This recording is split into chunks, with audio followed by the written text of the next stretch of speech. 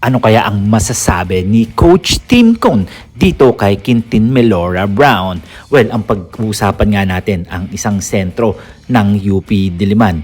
Well, marami nga nagsasabi na posible nga daw ito na mapunta sa SMB or Barangay Ginebra dahil nga kamakailan nga pinagtatalunan ng dalawang team ang player na ito dahil kinakailangan nga nila ng isang sentro.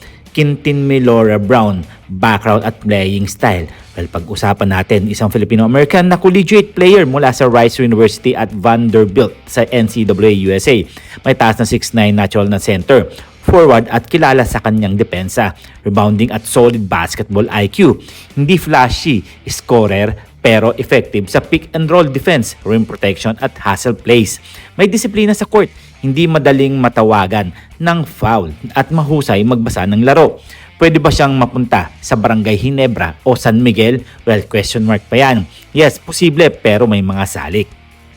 Kung siya ay dumaan sa PBA draft at hindi direct nang kukunin bilang field foreign player under special draft rule.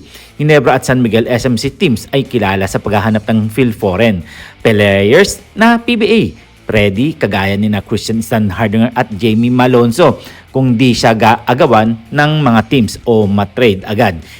Highly probable na target siya ng SMC teams na lalo na't kung kulang sila sa mobile bigs na kayang sumabay sa mga athletic imports. Well, paano siya makakatulong sa Ginebra o San Miguel? Sa Ginebra, bagay siya bilang kapalit ni Christian Standhardinger na na-trade na.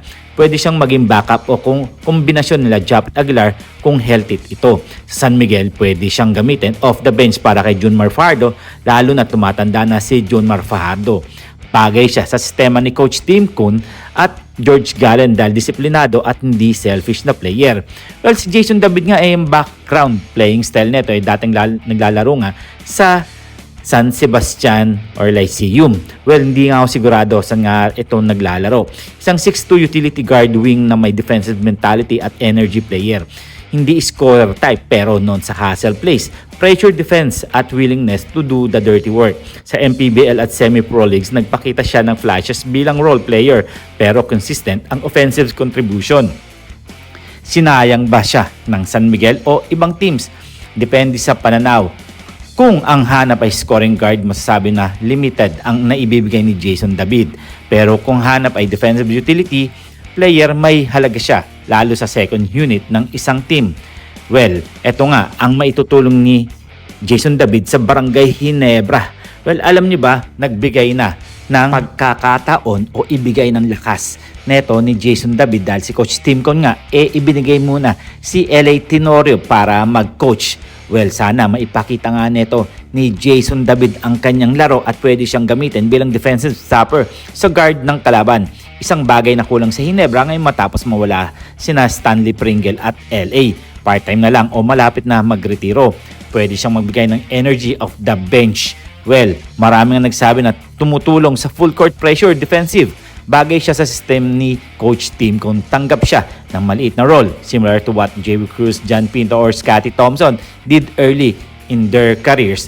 Well, talagang naipakita na ni Jason David ang laro niya, lalo na nung naglaro siya sa Batang Northport dahil tinamakan nga nila na halos 30. Well, malaki talaga ang magiging potential nitong batang to at malaki may tutulong sa Barangay Ginebra. And this is Tondo Boy Vlogs. I'm out. God bless you all.